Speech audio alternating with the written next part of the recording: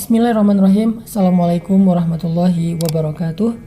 Teman-teman sekalian, sore ini saya pengen ngajak kita mentadaburi tentang hubungan kita dengan Allah. Udah seberapa baik hubungan kita dengan Allah? Atau apakah hubungan kita agak merenggang dengan Allah akhir-akhir ini? Sehingga kita merasakan kerenggangan itu di dalam sholat, jadi gak khusyuk. Kita merasakan kerenggangan itu dengan jauhnya kita terhadap Al-Quran. Al-Quran menjadi sesuatu yang mahjura, terasing.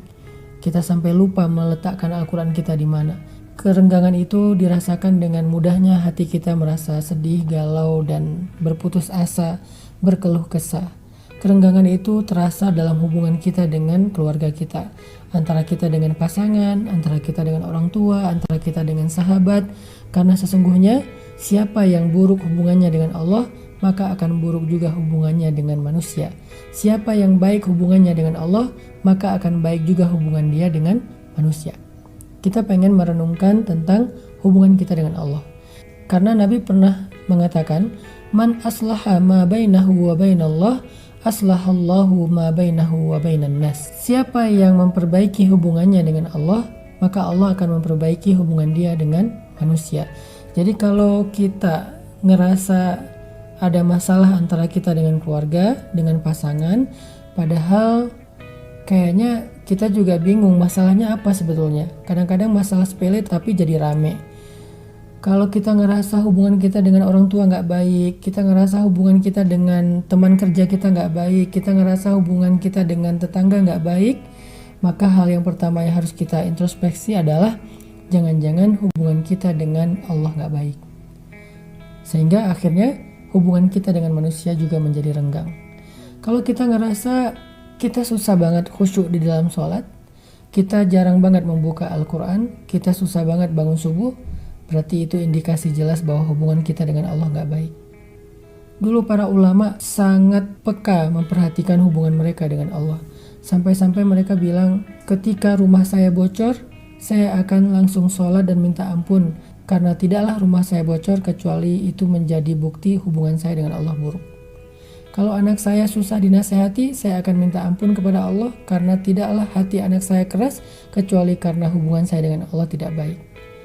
Kalau saya ribut dengan pasangan, maka saya akan minta ampun kepada Allah, karena tidaklah saya ribut dengan pasangan kecuali karena saya mulai jauh dari Allah Subhanahu wa taala. Jadi para ulama menyadari akar dari semua masalah-masalah yang membuat hidup kita agak tidak nyaman adalah tidak baiknya hubungan kita dengan Allah Subhanahu wa taala.